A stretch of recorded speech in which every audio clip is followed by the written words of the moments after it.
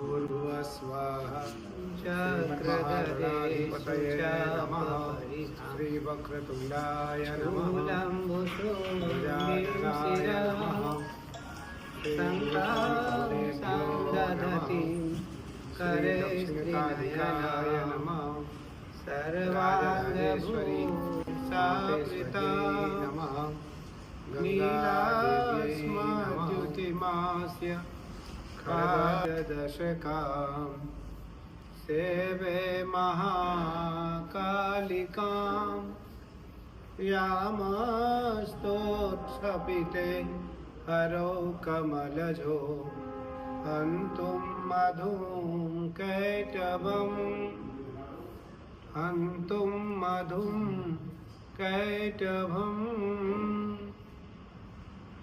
जय माई, जय गंगा मैया। आज वासंतिक नवरात्रि का पहला दिन है और भगवती शैलपुत्री,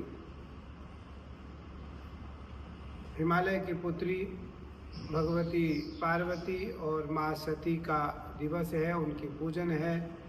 जो शैलपुत्री का पूजन करेगा वो सुख पाएगा।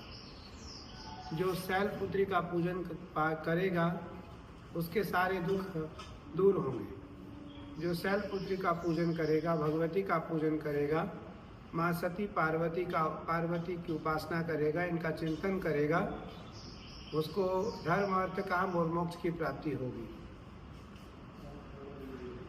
साधना बहुत सरल भी है, बहुत कठिन भी है। जिस प्रकार प्रतिवर्ष के भांति इस वर्ष भी हमारे यहाँ 16 दिन का नवरात्रि मनाया जा रहा है। हर वर्ष के जो 2 नवरात्रि प्रकट हैं और 2 गुप्त हैं। तो प्रकट नवरात्रि में मैं तो हर दिन पूजन के बाद कुछ पल आपके लिए आपके साथ लाइव रहता हूँ।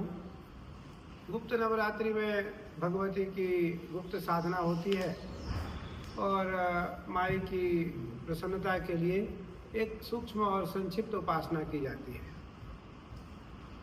मेरा मानना है कि उपासना से ही जीवन सतमार्ग की ओर जाएगा। उपासना से ही जीवन भक्ति की ओर जाएगा, सतमार्ग की ओर जाएगा। कथनी और करनी दोनों में बहुत फर्क होना चाहिए। प्रातः काल का समय है और मुझे लगता है 5 बज रहा होगा। अभी हम सब भगवती के पूजन से उठे, माई का भी हमने पूजन किया। जिस प्रकार आपको पता है कि यहाँ का पूजन रात्रि का है और पूरी दुर्गा सप्तशती के प्रत्येक श्लोकों से माई की सेवा होती है। हालांकि यहाँ रात्रि में बैठने वाले जो बाहर के या अतिथि होते हैं, माई के भक्त होते हैं, उनका नाम और उनकी तस्वीर नवरात्र में नहीं बताई जाती है। फिर भी आज हमारे बहुत प्रिय और भगवती के परम लाडले मेरे बहुत प्रिय शिष्य, मुझे लगता है कि नाम न बताया जाए तो अच्छा है। अच्छा कह रहे हैं, कोई बात नहीं, आप बता सकते हैं। तो जस्टिस विनोद चटर्जी कौल जी हमारे जम्मू कश्मीर के हाई कोर्ट जस्टिस हैं, मेरे बहुत प्रिय हैं। उनका पुत्र और वो उनकी धर्मपत्नी मेरी मैया, सब लोग भगवती के पूजन में रहे और अभी पूजन से उठे। पूजन का एक आनंद क्या है, बहुत सरल भाव में मैं आपको बताता हूँ। पूजन का जो चिरकाल तक साधना करेगा उस पर भगवती की कृपा होगी। जो चिरकाल तक उपासना करेगा विधि सम्मत, जैसा आपने अभी सुना, आचार्य पंडित जी और मैं स्वयं दुर्गा सप्तशती का प्रत्येक श्लोकों का पाठ किया। दुर्गा सप्तशती में 700 श्लोक हैं 700 श्लोकों का पाठ हुआ और 700 श्लोकों के पाठ के प्रत्येक श्लोक से भगवती के चरणों में कनेर पुष्पों की पूजा हुई। कनेर पुष्पों से भगवती के चरणों का पुष्पार्चन किया गया। उसको पुष्पार्चन कहते हैं, अर्चन विधि है। नवरात्रि 9 दिन की रात्रि होती है। नवरात्रि 9 दिन की रात्रि होती है, इसलिए रात्रि में भगवती की सेवा होती है। मेरा मानना है कि जो शास्त्र की बात हो हमें उसी को मानना चाहिए। जो शास्त्र की बात न हो निसंदेह हम सुने, लेकिन सबकी बात न माने। सबकी बात मानेंगे तो हम निसंदेह भटक जाएंगे। आज कोई कुछ कहता है, कोई कुछ कहता है, कोई कुछ कहता है, तो इसलिए आचार्य, शंकराचार्य, आचार्य और जो परंपरागत विद्वान हैं, जो परंपरागत अनुष्ठानिक पुरुष हैं, उनकी ही बात मान करके अनुष्ठान करना चाहिए। उस अनुष्ठान से लाभ मिलेगा, उस अनुष्ठान से लाभ मिलेगा। 16 दिन की नवरात्रि है हमारे पीठ पर। 16 दिन कल, क्योंकि आज वैसे तो हमारे पीठ का दूसरा दिन है आज नवरात्रि का। कल माई का स्नान था। हमारे यहाँ प्रतिपदा और अमावस की संधि में माई का स्नान होता। कल रात्रि में 10:30 बजे हम भगवती के स्नान में चले गए थे। गंगा स्नान करने 8 बजे गए। 8 बजे गंगा स्नान करके आए, छौर कर्म किए, पहले नाखून इत्यादि कटा, छौर कर्म हुआ। फिर 16 दिन अब नाखून नहीं कटेंगे, बाल नहीं बनेंगे, हम बिस्तर पे नहीं सोएंगे, उसकी चटाई पे सोते हैं। लगभग 30 वर्ष हो गए। 30 वर्षों से नवरात्रि उसकी चटाई पर सोते और सावन में गंगा जी की रेत पे और या एक पतला सा आसन चटाई होता उस पे सोते हैं, लेकिन नवरात्रि में उसकी चटाई पे सोते हैं। व्रत तो रहता ही है। रात्रि जागरण का एक विधि केवल यह है, नियम यह है कि भगवती रात्रि प्रिया है, भगवती रात्रि प्रिया है और भगवती रक्त प्रिया है, भगवती मंत्र प्रिया है। भगवती को रात्रि बहुत प्रिय है, भगवती को रक्त बहुत प्रिय है और भगवती को मंत्र बहुत प्रिय है। और मेरी माई को जब हम ये तीनों वस्तु अर्पित करते हैं तो माई अपनी प्रसन्नता प्रकट कर देती है। माई अपनी प्रसन्नता प्रकट करती है। दुर्गा सप्तशती, क्योंकि सप्तशापाद श्लोकाहारः सप्तसत्याः, दुर्गा सप्तशती में 700 श्लोकों का सामूहिक संग्रह किया गया है, जिसके कारण दुर्गा सप्तशती को दुर्गा सप्तशती कहा है।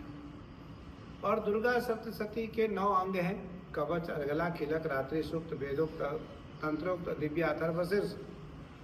प्रथम चरित्र में महाकाली, दूसरे चरित्र में महालक्ष्मी और तीसरे चरित्र में महासरस्वती।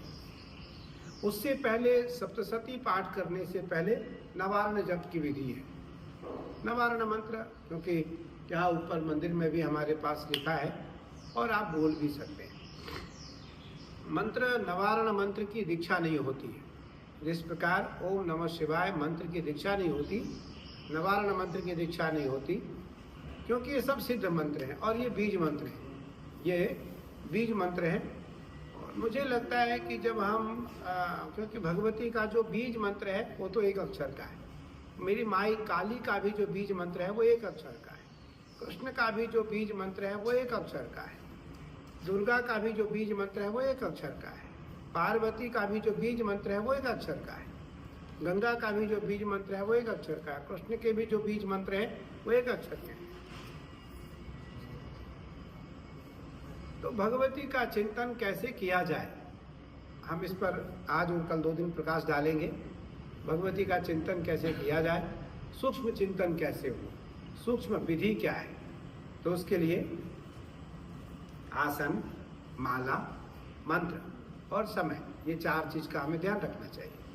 सबसे पहले आसन। जिस आसन पर हम बैठकर जप करें उस पर हमारे परिवार के सिवा, अर्थात अगर जत्सा बैठते हैं तो उनकी मिसेज, उनका बेटा, उनकी बेटी, ये 4 लोग उस आसन पर बैठे हैं। उसके बाद वो आसन सुरक्षित रहे। हम आसन पर बैठते हैं तो हमारा आसन अकेले सुरक्षित है, हमारे आसन पर कोई और ना बैठे। फिर माला, जिस प्रकार ये हमारा कर माला है, इसको हम हर समय जप सकते हैं। इस माला में माई का जो बीज मंत्र है, हम जब शुद्ध रहते हैं, शुद्ध का अर्थ है हम जब खाए पिए नहीं रहते हैं, हम जब स्नान किए रहते हैं, हम जब वॉशरूम इत्यादि नहीं जाते हैं, उस समय हम भगवती के बीज मंत्र को जप सकते हैं। महादेव के बीज मंत्र को हम जप सकते हैं। ओम नमः शिवाय, ओम नमः शिवाय, ओम नमः शिवाय, ओम नमः शिवाय, नमः शिवाय, ओम नमः शिवाय, ओम नमः शिवाय, ओम नमः शिवाय, ओम नमः शिवाय, ओम नमः शिवाय, ओम नमः शिवाय, ओम नमः शिवाय, ओम नमः शिवाय। हम शुद्ध अवस्था में इस बीज मंत्र को, इस महामंत्र को जपें तो हमारा मन मंत्र से, हमारा शरीर मंत्र से, हमारी बुद्धि मंत्र से भगवान में धीरे धीरे लगना शुरू हो जाएगा। और उपवास का अर्थ है, उप कहते हैं भगवती अर्थात भगवान, उप कहते हैं परमात्मा, वास कहते हैं उनके नजदीक। इस नवरात्रि के उपवास के दिन अपने शरीर को, अपने मन को, अपने बुद्धि को, अपनी आत्मा को ईश्वर के समीप रखना ही उपवास है। उपवास का अर्थ ये नहीं कि थोड़ा फलाहार कर लिए या अधिक फलाहार कर लिए तो उपवास हो गया। उपवास का अर्थ है उप अर्थात परमात्मा, वास अर्थात उनके नजदीक रहने का अभ्यास करना। अब वो रात्रि से बढ़िया समय और कोई नहीं हो सकता है, रात्रि से बढ़िया, रात्रि से सुंदर समय कोई और नहीं हो सकता इस कलिकाल में। इसलिए भगवती रात्रि प्रिय है। और नवरात्रि 9 दिन की रात्रि है। प्रथमम, आज कौन सी देवी है? तो प्रथमम शैलपुत्री, प्रथमम शैलपुत्री च द्वितीयम ब्रह्मचारिणी, तृतीयम चंद्रघंटेति कुष्मांडेति, चतुर्थकम पंचमम स्कंदमातेति, षष्ठम कात्यायनीति च, सप्तमम कालरात्रीति, महागौरीति चाष्टमम, नवमम सिद्धदात्री च, नवदुर्गा प्रकीर्तिता। ये 9 दुर्गा है। और 9 दुर्गा के 9 दिन है, 9 दिन है। दुर्गा सप्तशती का जो पहला अध्याय है वो महाकाली का है, दूसरा अध्याय, तीसरा अध्याय और चौथा अध्याय महालक्ष्मी का है। और 5वां, 6वां, 7वां, 8वां, 9वां, 10वां, 11वां, 12वां और 13वां ये माँ सरस्वती का है, ये माँ सरस्वती का है। वैसे तो तीनों एक हैं, महाकाली, महालक्ष्मी और महासरस्वती, कोई अंतर नहीं है, कोई अंतर नहीं है। तीनों देवियां एक ही हैं, महाकाली भी। लेकिन इन 9 दुर्गाओं में जो मूल है वो काली है। 51 शक्तिपीठों में जो मूल है वो काली है। 10 महाविद्याओं में जो मूल है वो काली है। इसलिए काली की पूजा सबसे पहले की जाती है। और काली कल्याणकारिणी है। काली का पूजन करने वाला व्यक्ति कभी अकल्याणकारी नहीं होता, उसका कल्याण नहीं होता, कल्याण ही कल्याण होगा। और सबसे सरल अगर कोई है तो वो महाकाली है। सबसे सरल अगर कोई है तो वो महाकाली है। आप जब शास्त्र को देखेंगे, बहुत पुराण है, बहुत शास्त्र हैं। नवरात्रि में जितने भी भगवती से संबंधित शास्त्र होते हैं, मैं आज सारे शास्त्र को निकालता हूँ और पूरे 16 दिन जो भी समय हमें मिलेगा, 2 घंटे, 1 घंटे, 3 घंटे का, उन सारे शास्त्रों का मैं अध्ययन करूँगा और उसको मैं कोट करूँगा, उसको नोट करूँगा। उससे क्या होगा कि हमारी साधना में वृद्धि होगी, साधना और बढ़ेगा, साधना में और मन लगेगा। क्योंकि साधना के लिए ज्ञान बहुत जरूरी है, साधना के लिए ज्ञान बहुत जरूरी है, साधना के लिए अभ्यास बहुत जरूरी है। आज तो नवरात्रि का पहला दिन है। धीरे धीरे 2, 3, 4 दिनों में आश्रम में जितने जगने वाले लोग हैं, जो रात्रि में बैठ करके जप करते हैं, वो सब के सब अभ्यस्त हो जाएंगे। फिर जब 16वां दिन प्रारंभ होगा, 13 तारीख को प्रातः काल जब हवन समाप्त होंगे, तो व्यक्ति को ऐसा प्रतीत होगा कि नींद नहीं आएगी, लेकिन उसको अपने समय से नींद आ जाएगी। ये मेरी माई की कृपा है। और 23-24 साल हो गए इस आश्रम में माई की सेवा करते, नवरात्रि की सेवा करते। 25 साल हो गए। मेरा मानना है कि भगवती मंत्र के अधीन है। देवाधीनम जगत सर्वम, संपूर्ण जगत माँ के अधीन है, माँ के अधीन है, महादेव के अधीन है। और माँ और महादेव किसके अधीन है? तो मंत्र के अधीन है। मंत्राधीनम च देवता, और ते मंत्रा ब्राह्मणाधीनात्, वह मंत्र श्रेष्ठ महापुरुष के अधीन है, जिसके कारण उनको देवता कहा गया है। इसलिए मंत्र को पकड़ करके रखने वाला व्यक्ति महान होता है। उपासना को छोड़ने वाला व्यक्ति कभी महान नहीं हो सकता। उपासना को जो पकड़ के रखता है वही महान हो सकता है। इसलिए उपासना का कभी त्याग न करें। आप देखो ना, जज साहब जम्मू से आए, रात्रि में जग करके भगवती की सेवा में बैठे। क्यों बैठे? इसलिए कि भगवान सामर्थ्य देंगे न्याय करने का, भगवती सामर्थ्य देंगे न्याय करने का, भगवती सामर्थ्य देंगी सत्य और असत्य को समझने का। और सभी देवताओं ने भगवती की स्तुति की। दुर्गा सप्तशती का 4था अध्याय देव्या स्तुति है। जिसको कुछ न आता हो वो देव्या स्तुति पढ़ ले तो भगवती उस पर कृपा कर देती है। देव्या स्तुति का अर्थ होता है जब देवता संकट में आते हैं तो देवता उस 4थे अध्याय के माध्यम से भगवती की स्तुति करते हैं और देवताओं का संकट दूर होता है। मैं 1-2 श्लोक बोल देता हूँ।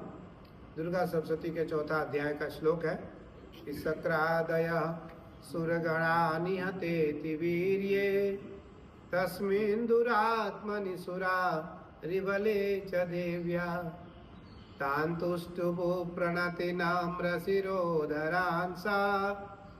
अवाग्भि प्रहर्ष पुलकोद्गमचारुदेहा देव्या यया ततमिदं जगदात्मसत्या निःशेषदेव गणशक्तिसमूहमूर्त्या तामम्बिकामखिलदेवमहर्षि पूज्यां भक्त्या नतास्म विदधातु शुभानिशान यस्या प्रभावमतुलं भगवानन्तो ब्रह्मारश्च नैव तुमलं वलञ्च सा चण्डिका खिल जगत्परिपालनाय नाशाय चाशुभभय स्यमतिं करोतु या श्री स्वयं सुकृतिनां भवने स्वलक्ष्मी पापात्मनां कृतधियां हृदये सुबुद्धि श्रद्धा सतां कुलजन प्रभवस्य लज्जा तां त्वां नतास्म परिपालय देवी विश्वम्। हमने 3 श्लोक बोला। दुर्गा सप्तशती का या कोई भी मंत्र जब आप पढ़ें तो ध्यान रहे प्रसन्न मुद्रा में पाठ करें, जल्दीबाजी में जल्दी में पाठ न करें। जल्दी में आपका मंत्र भी भूल जाएगा, अशुद्धता भी आ जाएगी और भाव भी नहीं बन पाएगा। इसलिए मंत्र जब भी पढ़े तो सरल भाव में, सहज भाव में, प्रसन्न मुद्रा में भगवती को स्तुति सुनाए।